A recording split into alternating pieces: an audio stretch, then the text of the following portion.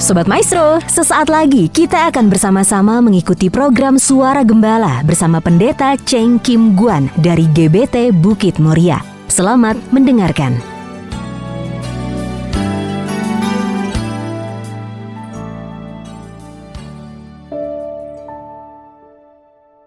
Shalom Ibu Bapak Sobat Maestro dimanapun berada.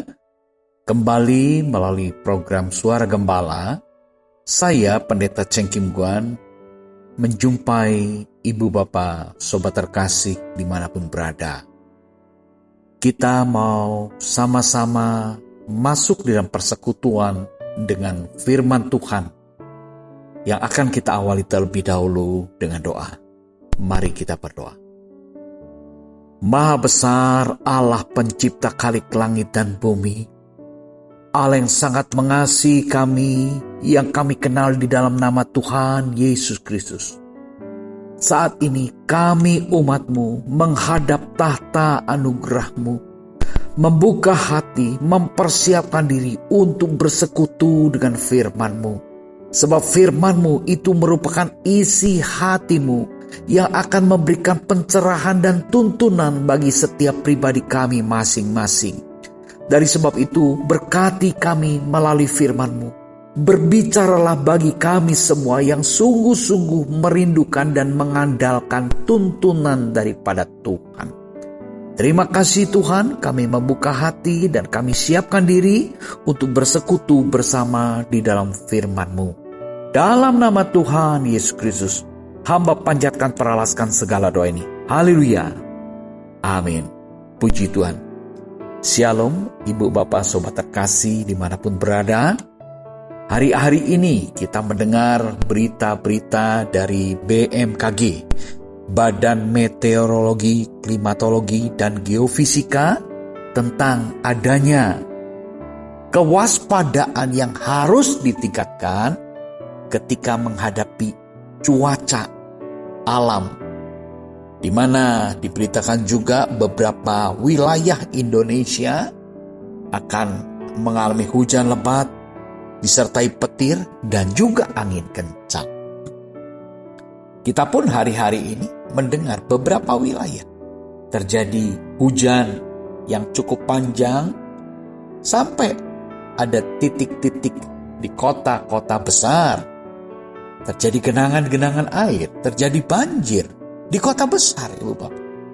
Dan juga di daerah-daerah yang mengalami bencana gunung berapi, gunung meletus, ya. Itu juga terjadi. Memang kalau kita lihat di sekitar kita banyak perubahan-perubahan alam yang membuat kita perlu waspada. Nah, pada kesempatan kali ini kita ingin merenungkan juga nasihat daripada Rasul Kristus yang bernama Rasul Petrus. Dalam tugas kerasulannya, dia memberikan peringatan-peringatan kepada orang-orang percaya. Siapa orang percaya? Ya, kita ini semua. Kita mendapat peringatan. Kita akan lihat di dalam 1 Petrus 5 ayat yang ke-8. Berbunyi demikian. Sadarlah dan berjaga-jagalah. Lawanmu, si iblis, berjalan keliling sama seperti singa yang mengaum-ngaum dan mencari orang yang dapat ditelannya. Nah, ini peringatan daripada Rasul Petrus. Di dalam tugasnya menjalankan tugas kerasulannya, Petrus mengingatkan orang-orang percaya agar apa? Sadar dan berjaga-jaga. Kita perlu waspada di dalam hal-hal yang bersifat rohani. Kalau BMKG memberikan nasihat peringatan untuk waspada, memang dideteksi bahwa keadaan alam sedang mengalami perubahan-perubahan yang signifikan. Itu keadaan alam. Nah, Petrus memperingatkan orang-orang percaya sebagai demikian. Ini keadaan yang bersifat rohani. Petrus pun mengingatkan, sadar dan berjaga-jagalah. Mengapa? Karena ada lawanmu, si iblis. Sebagai orang percaya, sebagai umat pilihan Tuhan dan umat milik Allah, maka sesungguhnya status posisi kita sebagai anak Allah dan sekaligus juga menjadi musuh daripada iblis, seteru iblis. Ini yang harus kita ingat.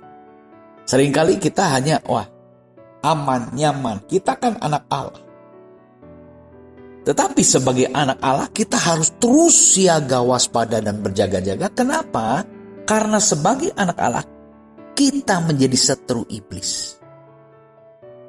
Nah, dari sebab itu iblis, lawanmu, si iblis, berjalan keliling sama seperti singa yang mengaum-ngaum dan mencari orang yang dapat ditelannya. Jadi, Ibu Bapak Saudara terkasih, kita diperingatkan agar kita ini yang adalah umat Allah, Allah di pihak kita. Dari sebab itu iblis selalu berusaha untuk membuat supaya kita itu dapat ditelan. Supaya kita ini mengalami kelengahan, ketidakwaspadaan, sehingga kita bisa kembali dikuasai oleh iblis. Petrus mengajar dan menasihatkan orang-orang percaya berdasarkan apa yang pernah dia alami sebagai murid Tuhan. Bagaimana sang guru pernah memperingatkan dia, bagaimana sang guru telah memberikan teladan nasihat kepada Petrus. Kita akan lihat pengalaman Petrus bersama dengan Tuhan ketika dia diajar di bawah didikan ajaran langsung daripada Tuhan Yesus. Kita lihat salah satu contoh teladan yang Tuhan Yesus ajarkan kepada murid-muridnya dan secara khusus kepada Petrus. Di dalam Matius 26 ayat 37 sampai dengan ayat yang ke-38. Dan ia membawa Petrus dan kedua anak Zebedius sertanya. Maka mulailah ia merasa sedih dan gentar. Lalu katanya kepada mereka, hatiku sangat sedih, seperti mau mati rasanya. Tinggallah di sini dan berjaga-jagalah dengan aku. Ini ungkapan daripada Tuhan Yesus ketika dia membawa beberapa muridnya, Petrus dan kedua anak Zebedius, di Getsemani untuk berdoa. Saat-saat di mana Tuhan Yesus mendekati waktu untuk menyerahkan hidupnya sebagai korban tebusan dosa. Dikatakan di sini, hatiku sangat sedih, seperti mau mati rasanya. Ini perasaan, pergolakan di dalam hati dan emosi daripada Tuhan Yesus. Dia menghadapi satu ketakutan ketika harus menyerahkan hidupnya sebagai tebusan bagi dosa umat manusia. Loh, Tuhan Yesus kok bisa takut ya? Ya, karena Yesus membuktikan bahwa dia adalah manusia dan sekaligus dia adalah Allah. Di dalam kemanusiaannya dia takut menghadapi tantangan yang begitu berat, yaitu apa? Menyerahkan diri, menyerahkan hidup, mati di kayu salib. Itu tantangan kemanusiaan. Tetapi kita semua tahu, di dalam doanya, dia mengatakan bahwa maka ia maju sedikit lalu sujud dan berdoa katanya, ya Bapakku, jikalau sekiranya mungkin biarlah cawan ini lalu daripadaku. Tetapi janganlah seperti yang ku kehendaki, melainkan seperti yang engkau kehendaki. Ini yang Yesus lakukan. Memang ketika Yesus menghadapi tantangan, tekanan, untuk apa? Menyerahkan hidupnya. Menyerahkan dirinya sebagai korban. Memang kalau kita pikir, mengorbankan, berkorban, itu tuh pergumulan. Dan ketahuilah Ibu Bapak Saudara terkasih, jika kita anak-anak Tuhan bisa berkorban, itu sebetulnya adalah karena kasih karunia Tuhan. itu karena anugerah Tuhan. Itu adalah kerelaan dan kekuatan yang Tuhan berikan melalui rohnya di dalam hati kita. Karena tidak mudah orang itu mau berkorban. Di dalam masa-masa seperti ini, orang sudah dipacu, didorong untuk mencapai, menggapai, meraih. Ya, orang itu kan begitu berlomba di dalam pencapaian, di dalam peraihan. Sehingga apa yang sudah kita dapatkan, kita pegang erat-erat, jangan kita lepaskan. Karena kita raihnya juga dengan susah payah. Orang sudah terbiasa, didorong, dimotivasi untuk memiliki. Lalu kita perlu belajar juga melepas, menyerahkan. Nah, ini ajaran kasih. Ajaran kasih. Yesus pun ketika dia menghadapi tantangan yang sangat besar, dia harus menyerahkan dirinya. Dia menghadapi satu ketakutan. Tetapi ketika dia menghadapi ketakutan, apa yang dia lakukan? Dia berdoa. Nah, ibu bapak saudara terkasih yang dapat kita teladani ketika kita mendengar banyak berita BMKG, berita apa. Ya, sekarang juga kalau kita lihat pandemi belum selesai, malah sekarang dikhawatirkan ada gelombang berikutnya, gelombang ketiga yang makin. Wah, itu berita-berita yang kita dengar. Tetapi bagaimana sikap kita? Apa yang harus kita lakukan? Dari sebab itu, Petrus katakan berjaga-jagalah dan berdoa. Berjaga-jagalah. Seperti yang diteladankan Tuhan Yesus. Di dalam Matius 26 ayat yang ke-40 dikatakan, setelah itu ia kembali kepada murid-muridnya itu dan mendapati mereka sedang tidur. Dan ia berkata kepada Petrus, tidakkah kamu sanggup berjaga-jaga 1 jam dengan aku? Matius 26 ayat 41 berbunyi demikian. Berjaga-jagalah dan berdoalah supaya kamu jangan jatuh ke dalam pencobaan. Roh memang penurut tetapi daging lemah. Ini jelas Matius menuliskan Tuhan tuh berbicara langsung kepada Petrus. Dan ia berkata kepada Petrus, apa katanya? Tidakkah kamu sanggup berjaga-jaga 1 jam dengan aku? Berjaga-jagalah dan berdoalah supaya kamu jangan jatuh ke dalam pencobaan. Roh memang penurut tetapi daging lemah. Ini peringatan dan pengalaman yang pernah Petrus alami. Dari sebab itu tidaklah heran kalau tadi di dalam ayat pembuka dalam 1 Petrus 5 ayat yang ke-8 kita menangkap satu pesan bahwa Petrus mengingatkan orang-orang percaya untuk sadar dan berjaga-jaga. Ada lawanmu, siapa? Iblis. Ini Petrus. Lalu kalau kita lihat juga, Petrus juga melakukan satu tuntunan. Apa yang harus kita lakukan ketika kita menghadapi tekanan, menghadapi ketakutan? Apa yang harus kita lakukan? Dalam 1 Petrus 5 ayat 9 dikatakan, lawanlah dia dengan iman yang teguh. Sebab kamu tahu bahwa semua saudaramu di seluruh dunia menanggung penderitaan yang sama. Nah, ini tindakan. Petrus mengajarkan bukan kita hanya bertahan, tapi juga kita harus bertindak menyerang. Lawanlah dia dengan iman yang teguh. Sebagaimana Tuhan Yesus juga ketika menghadapi cobaan, dicobai oleh iblis, ya. Tuhan Yesus katakan, enyahlah iblis. Iblis diusir, enyahlah iblis, suruh pergi iblis. Nah, demikian juga Petrus mengajarkan, memperingatkan. Agar kita tidak dicekam oleh rasa cemas, kita mesti melawan iblis.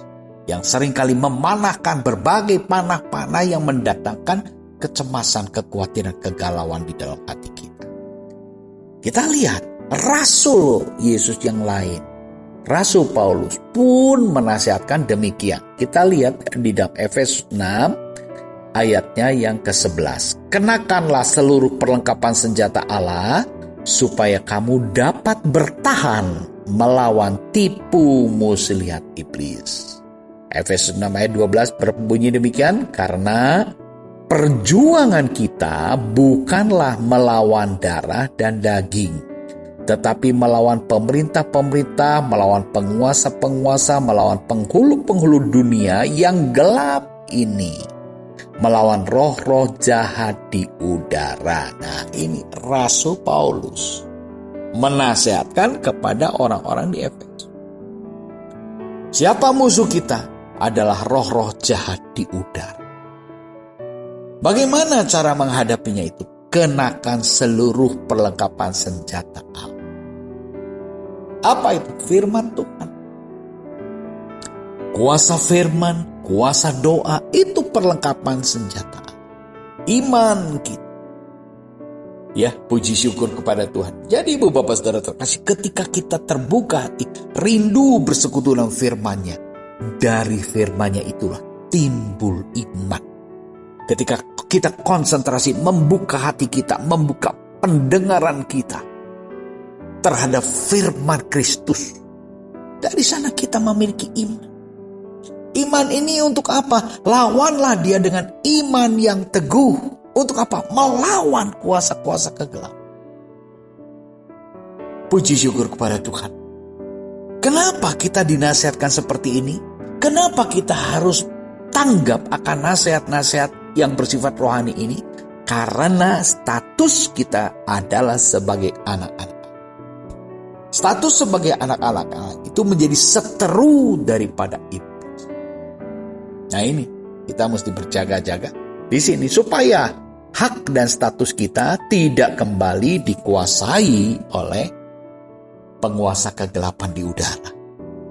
Ini saat kita betul-betul mesti waspada, menjaga sikap hati kita, menjaga iman kita, menjaga pengharapan kita di tengah badai kehidupan ini. Ini kita hidup dalam dunia nyata, dunia realita mengerikan. Ya, selain bencana alam, bencana sakit penyakit, bencana ekonomi. Wah, banyak bencana yang harus kita hadapi. Bencana kemerosotan moral. Itu semua adalah ancaman-ancaman, bencana-bencana yang sangat mengerikan. Nah, di tengah kita menghadapi gelora kehidupan seperti demikian, ya kita kembali. Kita ini berstatus sebagai anak-anak. Kita mesti masuk dalam perlindungan Tuhan.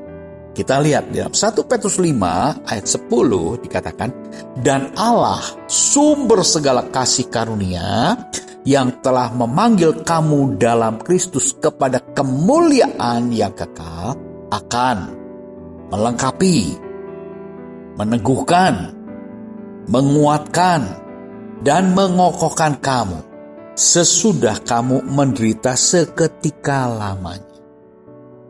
Petrus 5 ayat 11, ialah yang mempunyai kuasa sampai selama-lamanya. Amin. Itu tulisan daripada Petrus. Puji syukur kepada Tuhan. Petrus katakan, kita perlu berjaga-jaga, waspada. Apa yang harus kita lakukan? Lawan iblis. Memang iblis tidak kelihatan. Tetapi iblis seringkali menggocoh, menggelisahkan hati kita melalui berbagai-bagai permasalahan yang menimbulkan kekhawatiran, kegelisahan, ketakutan. Orang yang cemas tinggal dalam kecemasan itu menunjukkan bahwa dia sedang dikuasai oleh virus cemas. Dan kita perlu booster firman Tuhan. Supaya apa? Kita kembali mengalami satu kekuatan. Lalu Petrus juga mengajarkan Allah sumber segala kasih karunia. Allah sumber segala sesuatu yang akan dinyatakan berdasarkan kasih karunia-Nya. Mari kita melekat kepada Allah karena memang kita berstatus sebagai anak-anak Allah. Kita diajarkan, didorong untuk intim dengan Allah, berelasi dengan Allah secara intim. Karena Dia sumber segala kasih karunia yang telah memanggil kamu dalam Kristus kepada kemuliaan yang kekal. Puji syukur kepada Tuhan. Kita dipanggil untuk masuk di dalam kemuliaan yang kekal.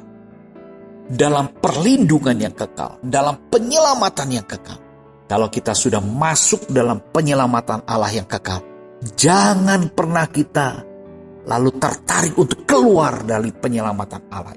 Karena apa? Karena daya tarik dunia, karena iblis menggoda kita. Orang yang berlindung dan menjadikan Allah sebagai sumber kasih karunia, dia akan diperlengkapi. Dia akan diteguhkan, dia akan dikuatkan. Allah akan mengokohkan kamu sesudah kamu menderita seketika lamanya. Memang pencobaan itu mendatangkan penderitaan. Tapi ingat, penderitaan tubuh. Ya, orang yang berelasi intim dengan Tuhan bisa punya kekuatan ketika menghadapi penderitaan tubuh. Rasul Paulus katakan, meskipun tubuh jasmani kami merosot, tetapi tubuh rohani kami selalu diperbaharui dari hari ke hari. Nah ini kenapa? Karena kita bersekutu dengan firman Tuhan. Sebagaimana kesempatan kali ini, kita sedang bersekutu dengan firman. Dan ini akan berdampak memberikan kekuatan bagi kita, peneguhan bagi kita, sehingga kita makin kokoh di dalam pengharapan. Puji syukur kepada Tuhan. Kemenangan demi kemenangan kita akan alami. Satu tingkat kemenangan membawa kemenangan pada tingkat berikutnya. Itu menunjukkan pertumbuhan iman percaya kita kepada Tuhan. Dari sebab itu waspadalah.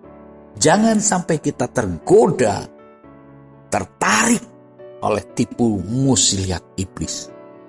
Tetapi melihat situasi, keadaan sekitar kita hidup yang begitu mengerikan, yang begitu menakutkan, yang begitu menggelisahkan, mari kita makin membenamkan diri di dalam kasih karunia Allah, di dalam kasih dan anugerah Allah. Puji syukur kepada Tuhan. Ini peringatan daripada Rasul Petrus, biar menjadi peringatan bagi kita semua. Dan solusi yang dia berikan juga, lawanlah iblis dan ketahuilah Allah Bapa kita, sumber segala kasih karunia. Dia tidak membiarkan kita, dia memperlengkapi kita, dia meneguhkan kita, dia menguatkan kita, dia mengokohkan kita. Respon kita, jadikan dia sebagai andalan hidup kita. Jadikan Tuhan Allah kita sebagai Bapa kita dan sekaligus sebagai andalan kehidupan kita. Puji syukur kepada Tuhan. Tuhan Yesus memberkati. Shalom. Mari kita berdoa. Terima kasih Tuhan untuk beberapa ayat firman-Mu yang kami renungkan bersama pada kesempatan kali ini. Hamba-Mu berhenti bicara, tetapi firman-Mu hidup. Firman-Mu yang memberkati kami semua Tuhan. Sebab kami setiap pribadi sudah datang bersekutu dengan firman-Mu dalam keterbukaan hati dengan segenap kerinduan kami. Dari sebab itu, Tuhan memberikan perlengkapan, memberikan penguatan, memberikan peneguhan melalui firman-Mu, sehingga pengharapan kami makin penuh di dalam Tuhan. Terima kasih untuk berkat firman-Mu. Terima kasih untuk berkat bagi kami semua yang bersekutu dengan firman-Mu. Dalam nama Tuhan Yesus Kristus, hamba panjatkan peralaskan segala doa ini. Haleluya. Amin. Shalom, Ibu, Bapak, Sobat Maestro terkasih dimanapun berada. Tuhan memberkati kita semua. Haleluya.